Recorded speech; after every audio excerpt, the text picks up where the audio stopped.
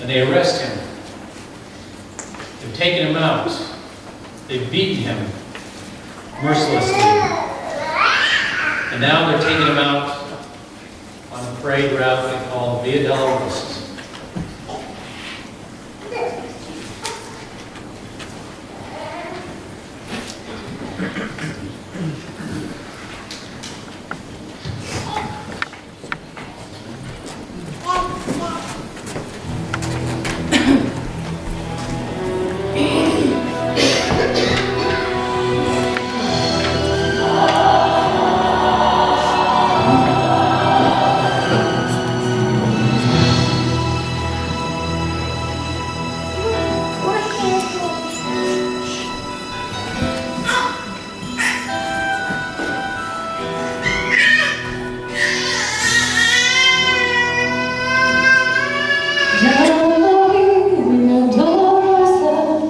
Jerusalem that day, the soldiers tried to clear the narrow street, but the crowd pressed in to see the man condemned to die on Calvary.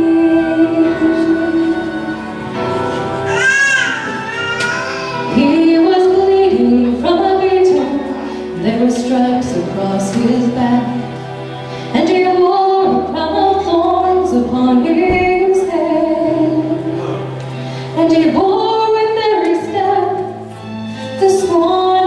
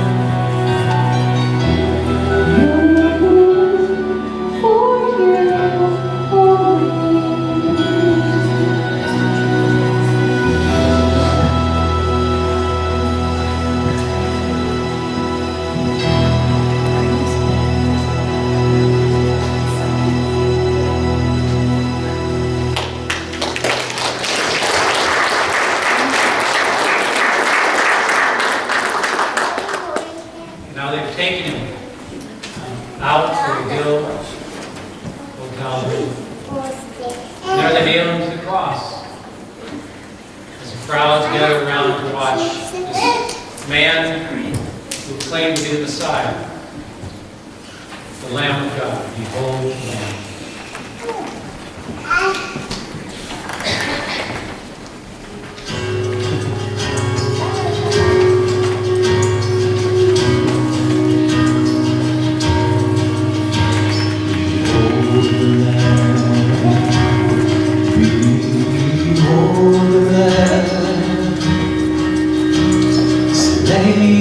From the foundation of the world,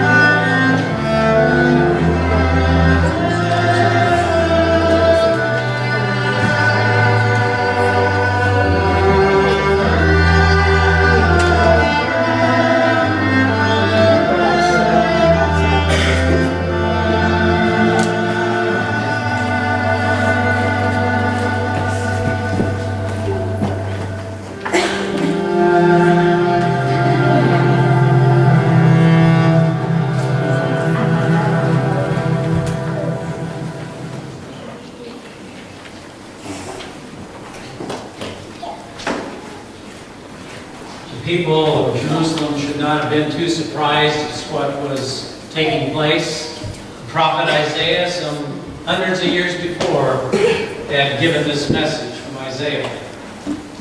Who has believed our message, and to whom has the arm of the Lord been revealed? For he grew up before him like a tender shoot, and like a root on a parched ground. He has no stately form or majesty that we should look upon him, nor appearance that we should be attracted to him. He was despised and forsaken of men, a man of sorrow, acquainted with grief, and like one from whom men hid their face, he was despised, and we did not esteem him. Surely our griefs